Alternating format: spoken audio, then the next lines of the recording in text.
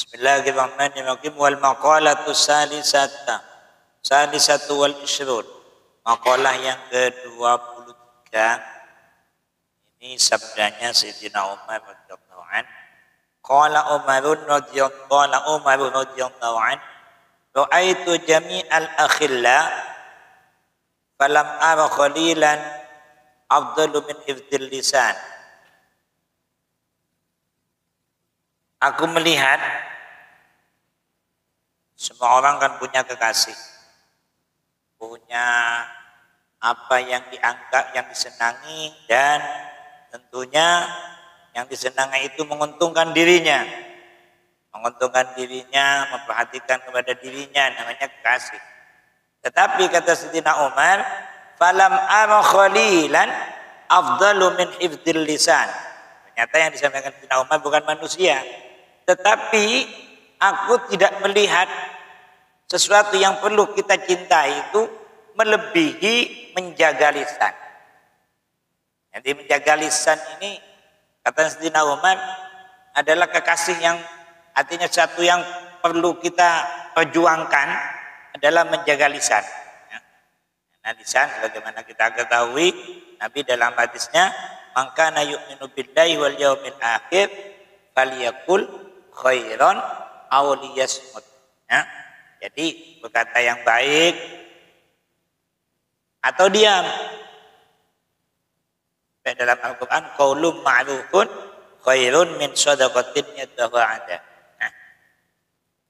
Wa kam baina 'abdin sakata qada'a tasawunan 'alal kidhibi wal ghaibah wa baina 'abdin sakata listila'i sultanil haibah alaihi. Sayyidina katanya Imam Nawawi, banyak manusia itu, banyak sekali di antara manusia, ya seharusnya kita juga diam untuk menjaga diri dari melakukan dusta dan ghibah. Ya, dusta. Karena lisan ini bentuknya kecil tapi dosanya besar. Kalau kadung salah, wah ini. Makanya ada orang kalau kepleset kakinya jatuh, kepleset ya orangnya jatuh atau bahkan tidak jatuh. Tapi kalau lisannya yang kepleset, ini bisa dibunuh orang. Anak kidib. Jadi apalagi zaman sekarang. Makanya kita perlu melatih diri, menjaga lisan sehingga tidak terjadi kidib, dusta. Kadang kita orang kalau sudah di kebiasaan dusta itu biasa sudah. Kadang ada, padahal punya ilmu, tapi kadang biasa. Ada punya kenalan. Saya belum pindah itu sudah ada ganti orang itu dengan tadi yang omongnya sudah lain. Padahal yang diomongkan satu barang tapi sudah lain. Itu sudah biasa itu. Apa? Kadung biasa. Hanya penting dilatih. Nah, jangan sampai kita berdusta, berghibah. Ini menghabiskan amal. Insyaallah. Kalau dalam hadis itu termasuk ghibah ini dosa lebih besar daripada zina. Bisa lebih besar daripada zina. Kalau hadisnya memang ghibah itu dosanya lebih besar daripada zina. Kenapa? Ya karena kalau ghibah dimanapun bisa terjadi. Di masjid, dengan siapapun, kapanpun. Kalau zina kan masih nunggu waktu, perlu tempat, perlu biaya kalau perlu. Dan terjadi zina ya milih-milih. Kita zina ya kalau dengan perempuan. Tapi kalau sudah ghibah, ya di masjid, dengan orang tua, anak, siapa saja bisa kita lakukan. Maka betul kata Nabi, ghibah itu lebih besar daripada zina. Jadi kalau zina itu masih butuh situasi. Tapi kalau ghibah, kita ngerasani orang tua, ngerasani anak, ngerasani sembarang dengan siapapun.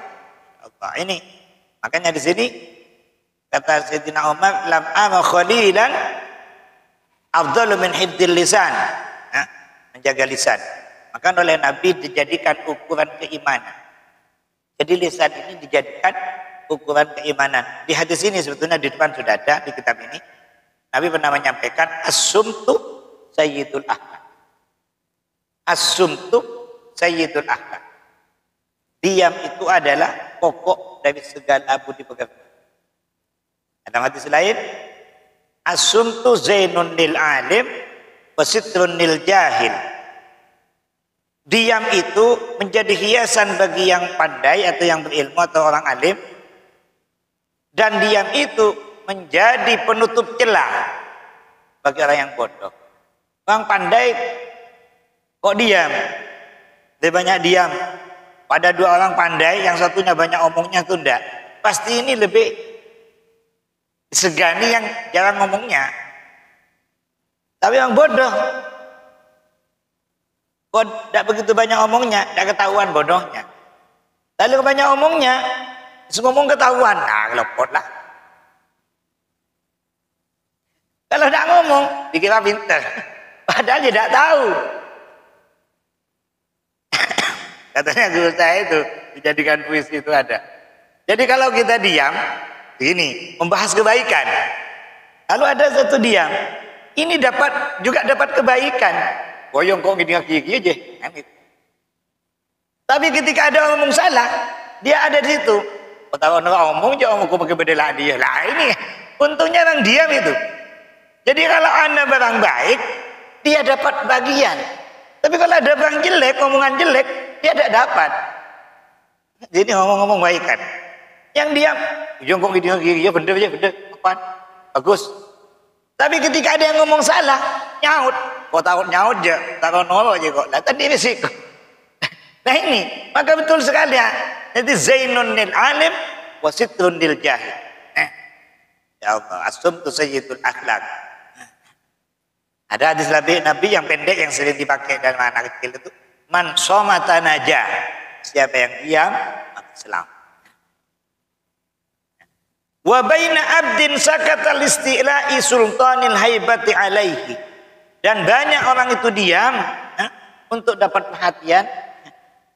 perhatian dari penguasa. Orang kalau banyak bicara otak reken-reken, tapi kalau diam lalu ditanya, maka sampai ada gini. Jadi diamlah sampai Anda diminta untuk bicara. Jangan sampai kamu bicara sampai diminta untuk berarti nyocot. Jadilah Anda itu diamlah Anda sampai diminta untuk bicara. Kalau sudah diminta untuk bicara berarti dibutuhkan betul. Menjaga kita lemah, kebutuhan. Tapi sebaliknya, jangan sampai kita bicara sampai diminta untuk diam. Lain neng ngomong, neng kok, ini berarti kita itu gampang nyocot pengkong. Apalagi ketahuan bodohnya. Ya Allah. Hanya kita dilatih. Kalau udah dilatih ini, kita katanya maunya ngomong. Makanya kata si Pak, seperti yang dulu sampaikan itu di dalam hadis Al-Ba'in itu ada ya. Kan omongan itu kan cuma ini, ada manfaatnya, ada bahayanya. Pertama ada manfaatnya saja. Yang kedua ada manfaatnya, ada bahayanya. Yang ketiga ada manfaatnya, ada bahayanya. Yang keempat murni bahaya. Nah ini yang harus dilakukan cuma satu. Yang tiga ada usah. Menjelas bahaya diomongkan berarti goblok. Ada manfaatnya, ada bahayanya. Lebih baik kan diam aja. Saya ngomong tidak ada bahayanya, tidak ada manfaatnya. Berarti buang-buang waktu, buang energi. Lebih baik diam. Jadi bicaralah kita betul-betul manfaat. Kita betul-betul dibutuhkan. Sebetulnya tidak usah jauh-jauh ya. Orang tua itu kalau sering gigir ke anak, taman. Jangan bapak dulu bapak gigir. Jadi iya bapak. Itu. Udah iya aja lah. Dah kira mau timpi. Ini kan. Masya Allah. Makanya kalau tidak penting, tidak usah. Tidak usah disalahkan. Belajar nahan diri. Saya kurangi sudah. Sama santri, sama anak. Itu kalau tidak penting, tidak nyalakan aku. Itu nemen baru. Di perhatian.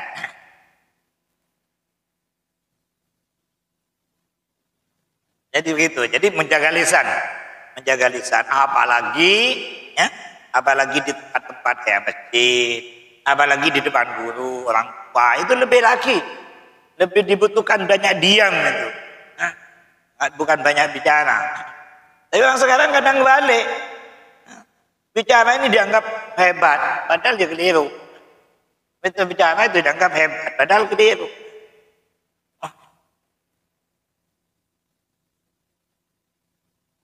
Nah, akhir-akhir sekarang ini kan, ya, Insya Allah, ya kayak dakwah. Gitu. Tidak tahu ilmunya dakwah. Oh, saya sendiri lah. Lebih baik baca kitab gini daripada pidato bebas. Kalau pidato bebas itu kadang ya keliru. Apalagi yang memang ilmunya kurang. Akhirnya ngomong, padahal salah. Setiap ada pertanyaan dijawab, dianggap hebat. Padahal sebagian ilmu itu di dalam kitab masalah ilmunya. Sebagian ilmu itu adalah, tandanya orang berilmu itu adalah sering mengatakan tidak tahu ketika dia tidak tahu. Jadi bukan orang hebat itu selalu pertanyaan dijawab, bukan. Karena tidak mungkin. Tidak mungkin tahu semua itu, tidak mungkin. Oh, Nabi sendiri loh. Malah ada ulama mengatakan ini, apa ya? Salah satu mazhab yang 4 itu mengatakan ilmu itu 70% itu ada jawabannya adalah tidak tahu. Yang 30 itu baru saya tahu. Karena Quran sudah jelas, wa ma utitum minal ilmi illa qalil. Kalian tidak saya beri ilmu kecuali sedikit. Bukan ada orang semuanya pertanyaan dijawab dengan mantap. Itu bukan hebat. Menandakan kebodohan. Padahal orang yang berfatwa tanpa ilmu itu dilaknat malaikat langit dan bumi. Tidak sedikit kan, tambah banyak yang tampil keliru. Itu hari itu banyak. Nerangkan wudhu yang sudah biasa itu keliru malah. Katanya suruh selang-seling kanan kiri, mana ada keterangan kayak gitu.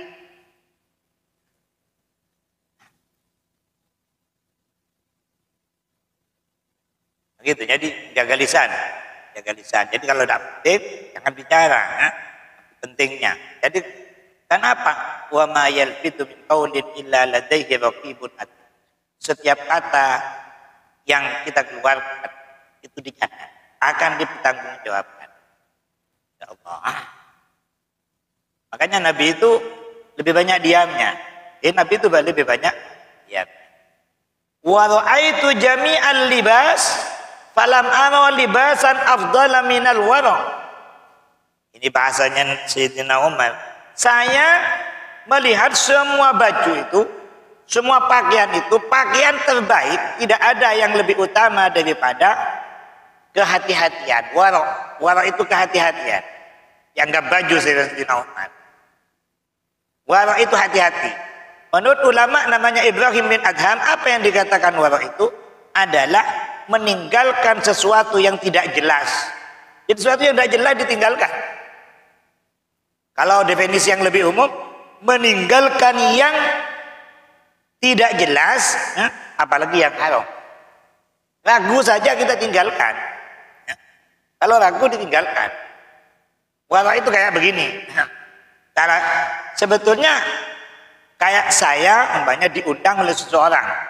Lalu orang itu pekerjaannya ya mencuri, ya dagang lagi.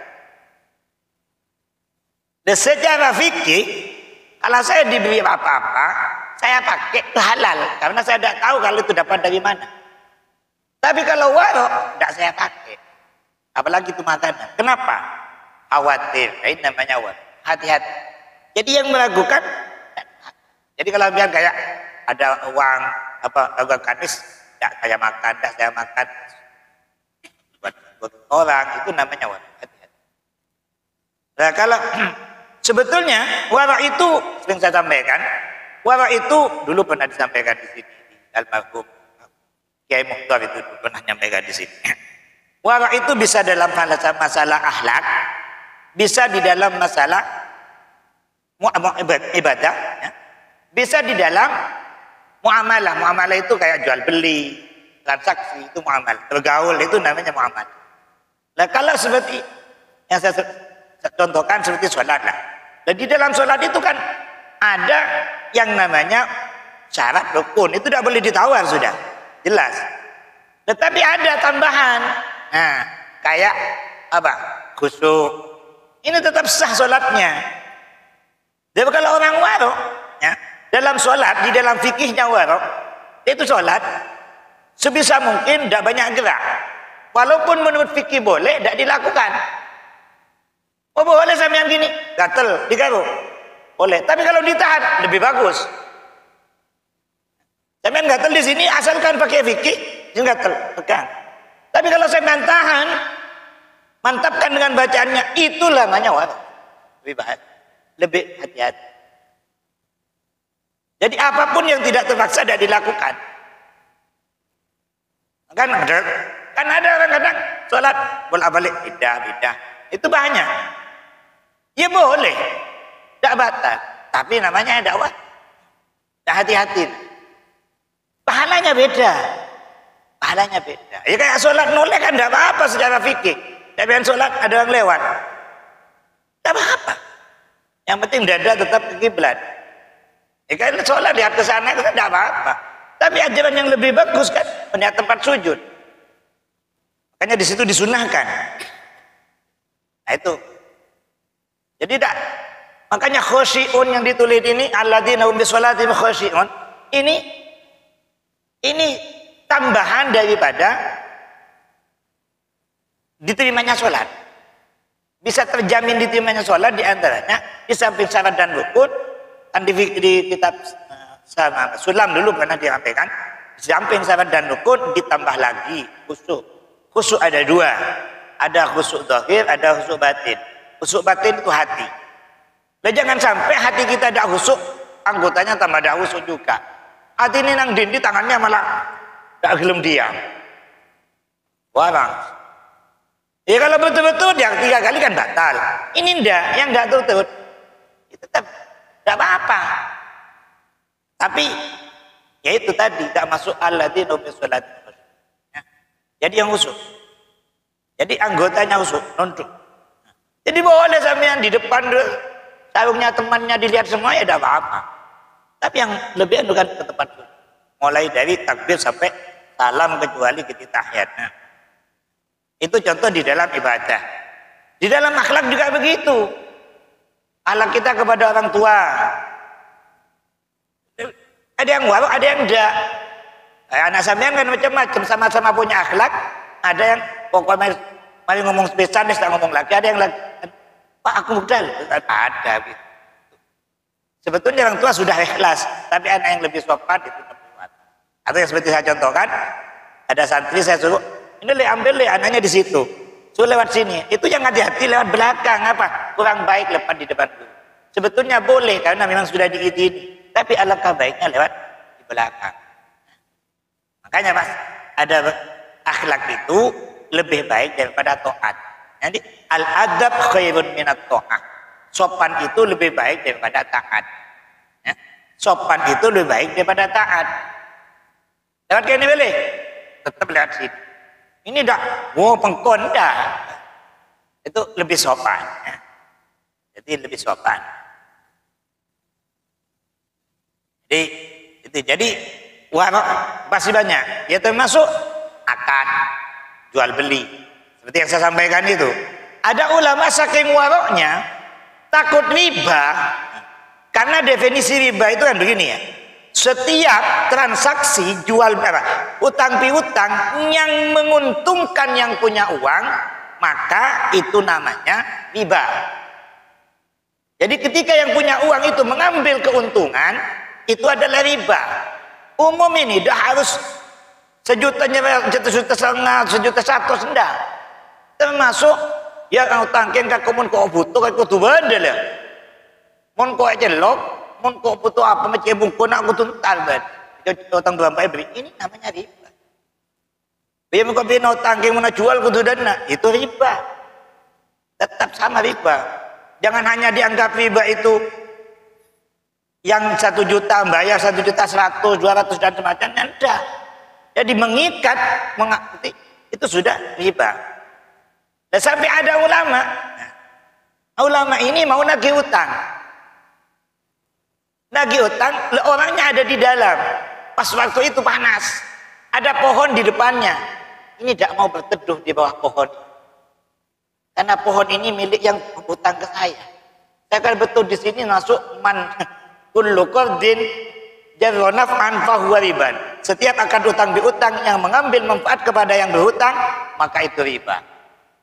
Sampai segitunya. Itu namanya warok betul itu. Wah, mata ngaup. Dan bulan kulo saya beda tadi kajuan nikah. Letak kok ke hadis kullu qardin jarra naf'an fahuwa riban. Sebegitunya. Nah, itu namanya warok. Hati-hati. Insyaallah. Ulama-ulama gitu itu banyak. Akhlak. Cuma kayak Ki Arwani. Ki Arwani Kudus itu sampai meninggal tidak mau naik kapal terbang. Walaupun ada yang ngongkos siapa? Karena di bawah banyak makamnya para wali. Yang kolam. Ngebubung ke bangkuk. Ya Allah. Ya ada gitu-gitu ada. Di pondok dulu ada. Ada kakak adik yang soal adiknya cerdas. Kakaknya ada begitu cerdas. Itu ngajar di kelas di atasnya kakaknya itu tidak mau. Ngajar di atas kelasnya kakaknya itu tidak mau. Itu warok di dalam. Termasuk Abu Bakar. Sayyidina Abu Bakar sudah ngimami kanjeng Nabi makmum. Abu Bakar mundur kanjeng Nabi maju. Warok dalam akhlak. Segitunya ulama-ulama dulu. Itu namanya warok akhlak. Padahal tidak mungkin marah. Ya kayak Imam Syafi'i lah. Kayak Imam Syafi'i sholat di dekat makamnya Imam Malik, Fatihahnya tidak pakai bismillah. Ternyata tidak dikeraskan. Apa? Hormat kepada yang punya kuburan. Saking waroknya. Wong kuburan. Wong ngurmat kuburan syirik. Wong ini Imam Syafi'i ini tidak baca bismillah. Karena mazhab Syafi'i Imam Malik tidak usah bismillah, cukup alhamdulillah. Makanya Imam Syafi'i tidak baca. Ketika ditanya, "Oh, sudah baca?" Saya tidak baca, saya tapi tidak saya keraskan. Apa? Ta'diman li sahibil qabr, menghormati yang punya kuburan. Ini kuburan ada. Dan begitu seterusnya. Banyak contoh-contoh akhlak. Fikih ya juga begitu. Sesuatu yang kayak tadi muamalah kayak begitu. Ini dijelaskan betul. Ya kayak ada ulama yang mengamalkan ad-dinun nasihah itu. Jadi walaupun orangnya ikhlas, kalau tidak sesuai, tak mau. Tak mau. Ya kayak saya ceritakan itu, ada yang jual apa? Kain seharga 500 oleh pelayannya kok dijual 750. Ternyata yang beli orang jauh, ketemu dengan yang punya, beli di mana? Beli di situ. Dan yang punya pas sholat waktu itu. Yang jaga tokonya ponakannya. Dan ternyata dijual di harga yang di atasnya. Biasanya 500, dijual 750. Yang beli orang jauh memang. Setelah ketemu, beli di mana? Kayak barang saya. Beli di toko, berapa beli? 750. Oh, kembali. Bukan harganya itu. Harganya 500 itu. Saya yang punya toko. Wanda di rumah saya ini 1000 ini. Enggak boleh, tetap harus sampai segitu. Maksa yang beli itu tidak mau, tidak apa-apa tuh. Kalau kamu tidak mau, lebih baik saya kembalikan uangnya, barang saya kembalikan. Coba, kan kembalikannya kita. Ya. Boleh sambian pandi tuku saja gelai, jaga penakan mau le berdebetnya tuh kakek bayar jaga muda cuma makan saja rohi kan gitu. Insyaallah. Lah itu namanya luar biasa dalam mengamalkan amal Nabi dinun nasihah. Artinya betul-betul saya itu jual 500 itu sudah hasil. Itu. Dan katanya yang beli, wong saya ini kalau di rumah ya 1000. Lagi yang ngotot, kalau tidak mau kamu saya balikan uangnya. Itu. Ada dua penawaran. Barang itu kembalikan, uang saya kembalikan, atau sampean saya tambah satu lagi. Tidak pada. Jadi gitu. Sampai segitunya. Itu orang-orang contohnya dulu ya begitu. Ya kita walaupun tidak seperti itu. Nah, cocok teman-teman kita. Niru sedikit-sedikit lah. Nah, jadi kewaraan kita itu niru sedikit-sedikit. Jadi istilahnya kata teman-teman saya, kita tidak bisa seperti kiai, minimal kita jadi rem lah. Nah, dia tak selong-selong geluk. Insyaallah. Nah, jadi jauh lah Di dalam hadis itu keterangannya begini ya. 2 rakaat orang yang sholat dengan apa? Kelakuan yang warok, caranya makan warok, sembarangnya warok sudah. Hati-hati betul transaksinya, sholatnya. Ini 2 rakaat ini, ya, ini lebih baik daripada orang yang sembarangan. Ini 1000 rakaat. Coba. Jadi walaupun sholatnya sedikit, kalau sembarangnya ini hati-hati, nilainya di hadapan Allah tinggi. Makanya kita jangan hanya mengejar banyak. Untuk apa jangan ngelak dulu, tengok ngomong. Fatihan lah baca. Ya biasa. Haji juga begitu. Jadi pakai yang wah hati-hati. Masya Allah. Dan ternyata gini ini banyak bukti ya. Seperti ada orang cari ilmu, yang satu sama-sama alim. Ada 2 anak cari ilmu, sama-sama alim. Nah ini yang satu ilmunya, anggapannya kalau sekarang, pulang itu tidak jadi toko, ilmunya tidak jalan. Padahal sama-sama alimnya. Ternyata itu tadi, waktu cari ilmu yang satu itu, kalau mutola'ah selalu punya wudhu menghadap kiblat. Yang satunya, ngaji. Nah, ini sama-sama alim, apalagi yang satunya bodoh, ini sama-sama alim sudah. Ini hasilnya datang. Maka makin kan kau cek gendeng, kau nggak gendeng dulu. Untung tak nyampan. Begitu. Jadi katanya Sayyidina Umar, "Wa'aitu jami'al libas, falam ara libasan afdalu minal wara'." Maka itu perlu kita kerjakan. Makanya Sayyidina Kanjeng Nabi pernah bersabda melalui Abi Hurairah, "Kun wara'an takun a'badan nas." Ini hadis Nabi. Jadilah orang kamu itu orang yang wira'i, yang hati-hati, maka kamu termasuk orang yang paling bagus ibadahnya kepada Allah. A'badan nas, paling menyembah Allah bahasa aslinya. Artinya paling bagus ibadahnya kepada Allah. Bukan paling banyak, paling bagus. Hanya kita penting ibadah itu jaga kehati-hatian dalam segala hal, Ya juga, tapi ya, ada tapinya. Kalau urusan kayak kesucian, ya bagus hati-hati. Tapi jangan sampai kita terjerumus ke was-was. Hati-hati yang bagus. Najis hati-hati. Kalau takut najis. Tapi jangan sampai, karena kalau terlaluan nanti was-wasnya datang. Dan ada batasan-batasan. Kan kita dengar keterangan gini. Terus sampai waktu-waktu jalan sampai di masjid. Aduh, kita akan datang. Kalau ada doa ingat, burunglah tang masjid situ. Pada kita apa yang dibudi. Nah, kalau ada di kekuasaan sampean tak masjid dia tak sampean jadi takmir di rumah itu mushola itu kan. Oh, kami dia hati-hati takut tak suci. Beda apa-apa. Kalau jangan itu nanti namanya sampean tajassus itu terlalu meneliti. Kalau terlalu meneliti kita tidak bejat dibudi.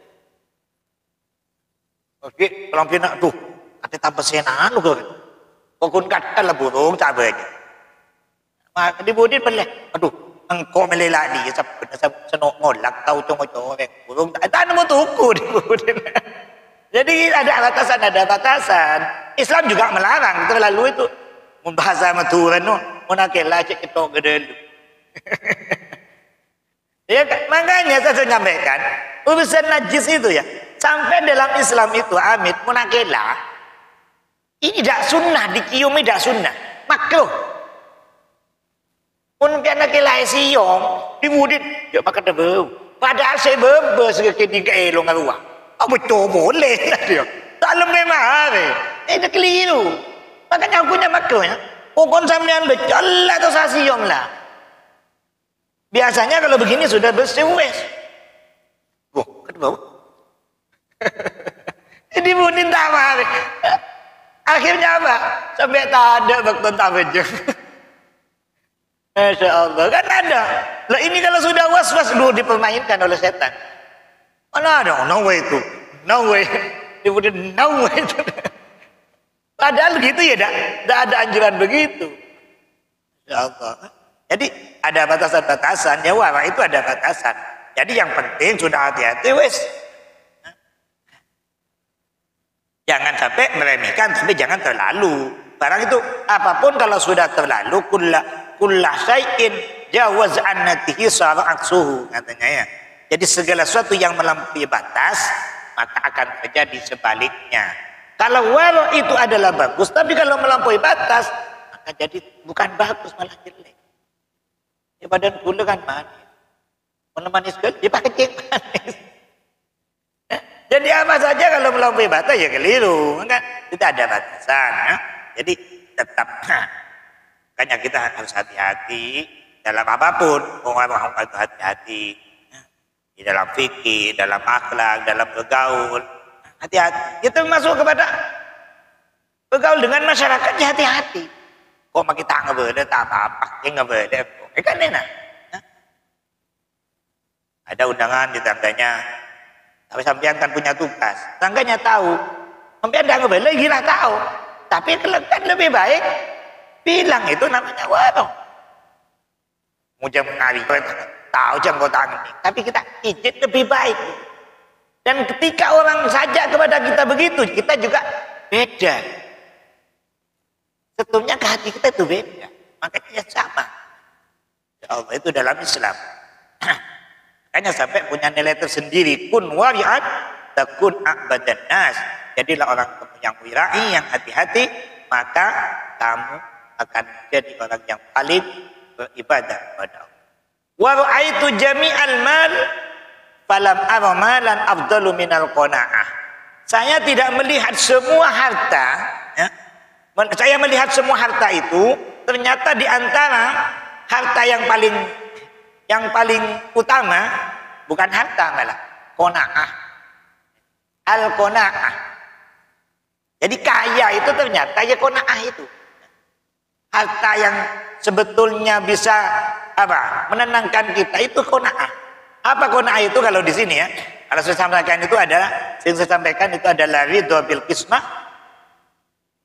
wasukun inda adamil ma'lufat.